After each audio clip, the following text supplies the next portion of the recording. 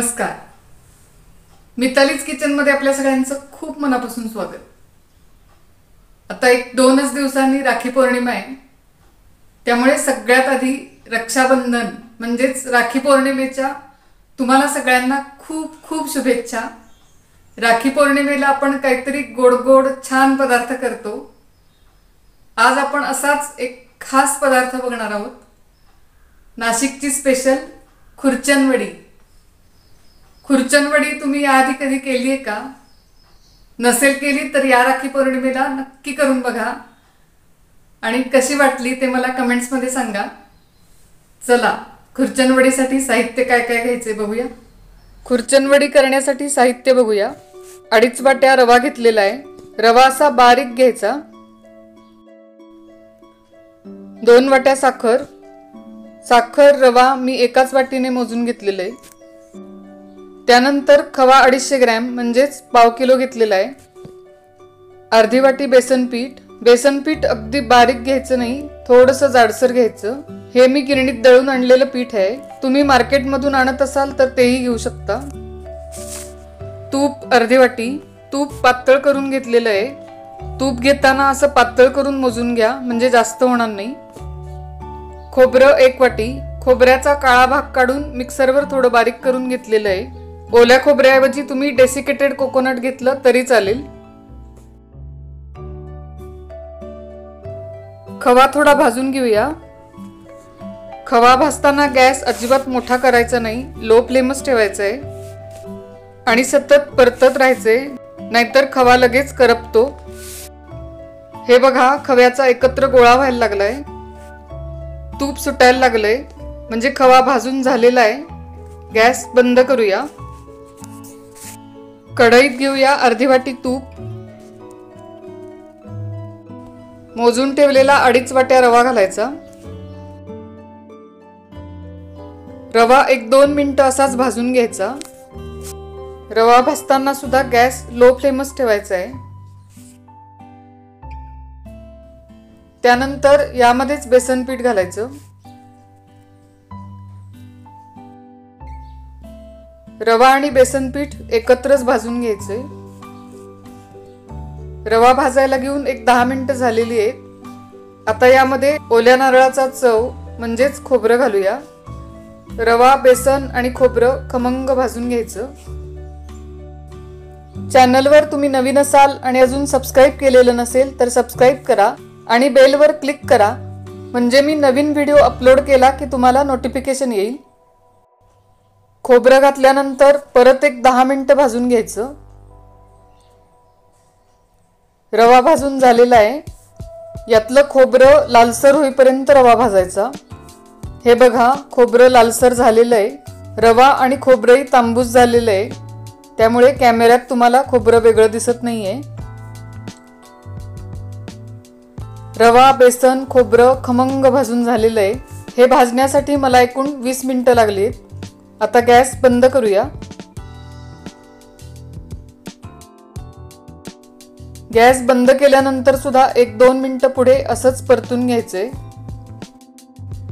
हे एका भांड्यात काढून थोडं कोमट होऊ द्यायचे. त्याच कढईत 2 वाट्या साखर.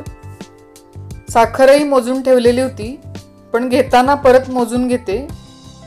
2 वाट्या साखर आहे, त्यामध्ये 1 वाटी पाणी घालूया. नंतर गॅस चालू करायचा. पाक करताना गॅस अजिबात मोठा करायचा नाही, नाहीतर काय होतं पाक पटकन पुढे जातो आणि मग चुकू शकतं. म्हणून गॅस लो फ्लेम ठेवूनच पाक करायचा. रवा भांड्यात काढून घेतलेला आहे. हे थोडंसं कोमट झालेलं आहे. यामध्ये खवा मिक्स करून घ्यायचा. गॅसवरचा पाक पण मी एकीकडे ढवळतीये. हाताने थोडं मिक्स करून घ्यायचं. हे बघा खवा आणि रवा छान मिक्स झालेला आहे. पाकाला उकळी आलेली आहे. हा 1 तारी पाक तयार झालेला आहे. वडीसाठी आपल्याला 2 तारी पाक करायचा आहे. 2 तारी पाक होतो म्हणजे 2 तारा दिसत नाही. 1 तार आली आणि तो पाक पुढे 5 मिनिटं तसाच उकळत ठेवला आणि थोडा घट्ट झाला की 2 तारी पाक तयार होतो। 1 तारी पाक झाल्यानंतर पाक तसाच पुढे 5 मिनिटं उकळत ठेवला होता। 2 तारी पाक तयार झालेला आहे।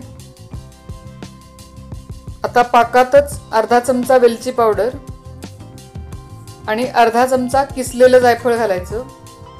खुर्चनवडीत जायफळाची चव खूप छान लागते। व्यवस्थित मिक्स करून घेऊया। त्यानंतर यामध्ये भाजून ठेवलेला रवा आणि खवा घालूया।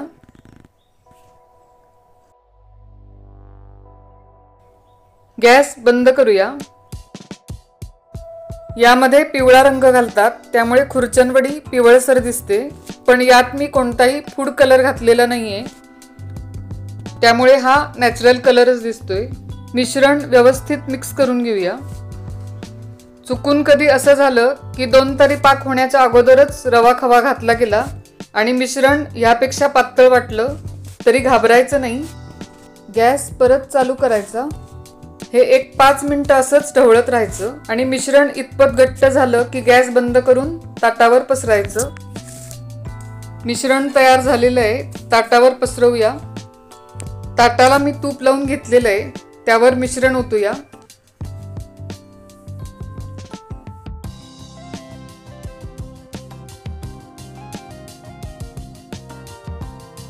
हे व्यवस्थित पसरवून घ्यायचं।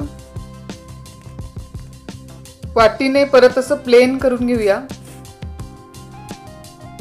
यावर थोडे बदाम पिस्त्याचे काप, तुम्ही चारोळी किंवा मगजबी सुद्धा यावर घालू शकता। थोडं केशर घालूया। थोडंसं प्रेस करून घेऊया। हे वडीचं मिश्रण सेट व्हायला 2 तास असंच ठेवायचे। 2 तास झालेले आहेत। हे बघा मिश्रण सेट झालेलं आहे। वड्या कट करूया। रवा खवा बेसन खोबरं यांची एकत्रित चव इतकी छान येते, त्यामुळे खुर्चनवडी चवीला अप्रतिम लागते। मार्केटमधून बर्फी आणण्यापेक्षा या राखी पौर्णिमेला तुम्ही अशी चविष्ट खुर्चनवडी करून बघा। रेसिपी कशी वाटली ते मला कमेंट्समध्ये सांगा। आवडल्यास एक लाईक नक्की करा आणि व्हिडिओ मित्रमैत्रिणींना रिलेटिव्हजना शेअर करा। पुन्हा भेटूया अशाच गोड गोड रेसिपींसह। तोपर्यंत नमस्कार।